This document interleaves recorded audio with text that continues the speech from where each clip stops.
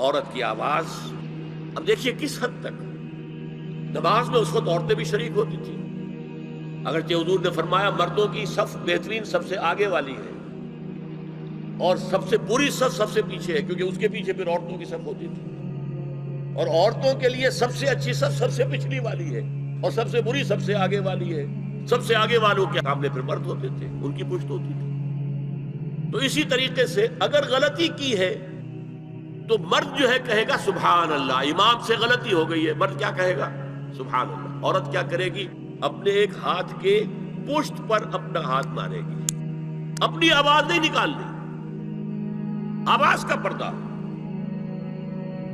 چھونے کا پردہ یہاں تک ہے کہ حضور نے کبھی کسی عورت سے ہاتھ نہیں ملایا. اور آپ جب بیعت بھی لیتے تھے تو بس زبانی الفاظ کہلوائے اور کہا ٹھیک ہے بیعت ہو گئی، لیکن مسافر لا اسافر النساء. ایک دفعہ ہوا بھی کہ بعض خواتین نے جب بیعت کی ہے تو پھر انہوں نے ہاتھ آگے بڑھایا مسافر کے لیے. حضور نے فرمایا انی لا اسافر النساء، میں عورتوں سے مسافرہ نہیں کرتا. اسلام میں پردے کتنے ہوئے؟ پہلا پردہ 4 دیواری، گھروں میں رہو، یہ پہلا پردہ ہے. جیسے ڈیفنس لائنز ہوتی ہے نا فوج کی، یہ فرسٹ ڈیفنس لائن، سیکنڈ ہے، تھرڈ. پہلی کو عبور کر کے کوئی آ جائے تو سیکنڈ ہے، سیکنڈ سے گزرے تو تیسری پہ ہے. پہلا پردہ 4 دیواری، اس میں محرم آئے گا.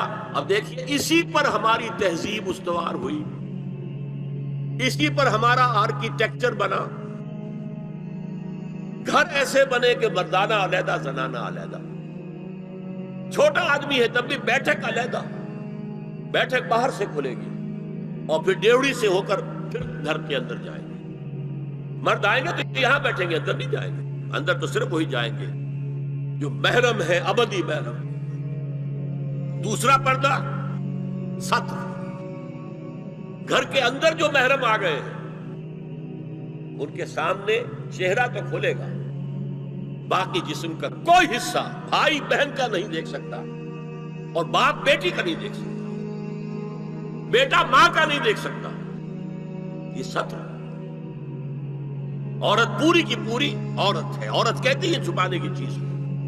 عورات النساء، عورتوں کی چھپی ہوئی چیزیں جن پر ظاہر نہیں ہوئی. لم یظہروا علی عورات النساء، ابھی تک ہم نے لفظ پڑھایا بھی.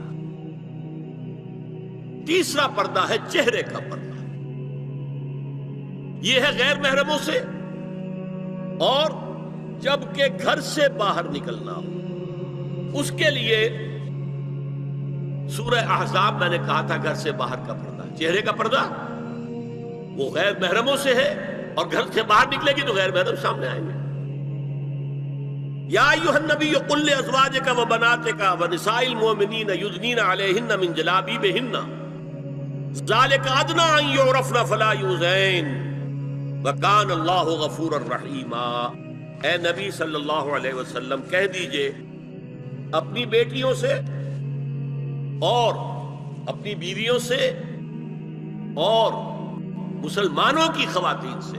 اب دیکھیے یہ سورہ احزاب ہی میں ہو رہا ہے. شروع میں یا نساء النبی سے بات چلی، استیزان بھی صرف نبی کے گھر میں داخل نہ ہو اذن کے بغیر.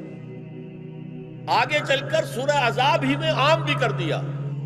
قل لازواجک وبناتک ونساء المؤمنین، کہہ دیجئے اپنی بیویوں سے، اپنی بیٹیوں سے اور اہل ایمان کی خواتین سے، یدنین علیہن من جلابیبہن، کہ وہ اپنے چہروں کے اوپر اپنی جلباب کو لٹکا لیا کریں،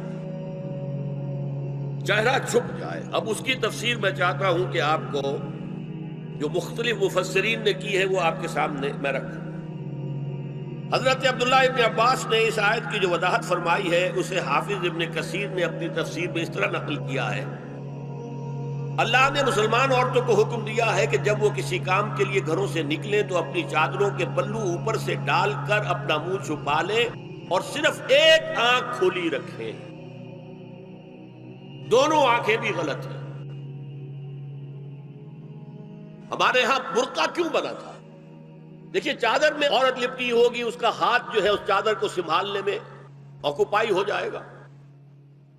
کسی بچے کو ڈاکٹر کے ہاں لے کے جانا ہے، ایک گود میں بچے کو لینا ہے، ایک گود کے اندر جو ہے ایک ہاتھ میں کوئی بوتل لینی ہے دوا کے لیے. وہ کیسے کرے گی؟ برقع ضرورت کی ایجاد ہے جو ہوا ہے، اور اس کے آگے آپ کو معلوم ہے پچھلے برقعوں میں جالیاں لگی ہوتی تھی کہ نگاہوں سے بھی براہ راست سامنا نہ ہو، اس اعتبار سے وہ جالی ہوتی، اور اب بھی ضرورت اس بات کی ہے ایک آنکھ، اور یہ میں نے اپنی آنکھوں سے دیکھا، اور سن لیجئے ابن جریر اور ابن منذر کی روایت ہے کہ محمد بن سیرین، یہ ایک تابعی ہیں، نے حضرت عبیدہ السلمانی سے اس آیت کا مطلب پوچھا۔ انہوں نے جواب میں کچھ کہنے کی بجائے اپنی چادر کو اس طرح اوڑھا کہ پورا سر اور پیشانی اور پورا منہ ڈھانک کر صرف ایک آنکھ کھلی رکھی۔ میں نے شروع میں کہا تھا ہمارے نزدیک اسلام دین ہے، صرف مذہب نہیں۔ اسلام قرآن اور سنت دونوں پر مبنی ہے، صرف قرآن پر نہیں، اور قرآن میں تعویل خاص کے بعد تعویل عام ہے، الاعتبار لعموم لفظ لا لخصوص سبب۔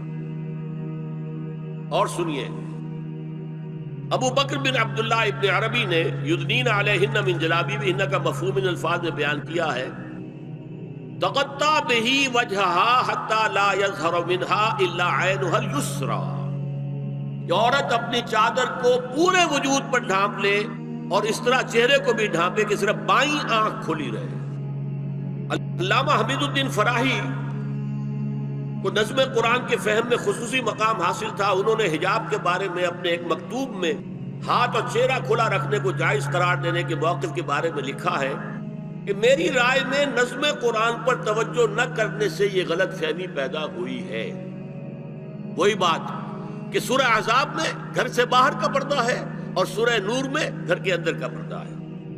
بہرحال الحق احق بان یتبع، حق جو ہے وہ اس کا زیادہ حقدار ہے کہ اس کی پیروی کی جائے۔ میں اس مسئلے پر مطمئن ہوں، اور میرے نزدیک اجنبی سے پورا پردہ کرنا واجب ہے، اور قرآن نے یہی حجاب واجب کیا ہے جو شرفاء میں مروج ہے، بلکہ اس سے بھی قدر زائد۔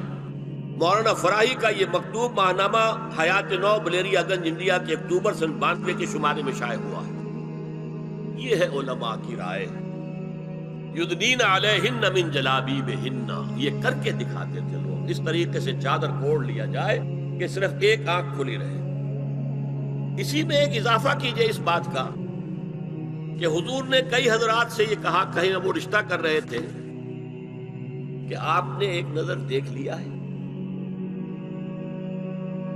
اب اگر یہ ایک نظر دیکھنا اس کی اتنی اہمیت ہے تو اس کا کیا مطلب ہے؟ اگر تو صورتحال یہ ہوتی کہ ہر وقت چہرہ کھلا ہے، آ رہے جا رہے، تو ایک نظر دیکھنے کی کیا ضرورت ہے؟ وہ تو دیکھا دکھایا ہے۔ زمانہ آیا ہے بے حجابی کا، عام دیدار یار ہوگا، سکوت تھا پردہ دار جس کا، وہ راز اب آشکار ہوگا۔ تو ظاہر بات ہے وہاں پردہ ہو گیا تھا، تبھی تو تھا نا کہ ایک نظر دیکھ لے۔ آپ نے پوچھا ایک صحابی سے کہ رشتہ کہاں کیا؟ وہاں کیا ہے، تم نے ایک نظر دیکھ لیا ہے؟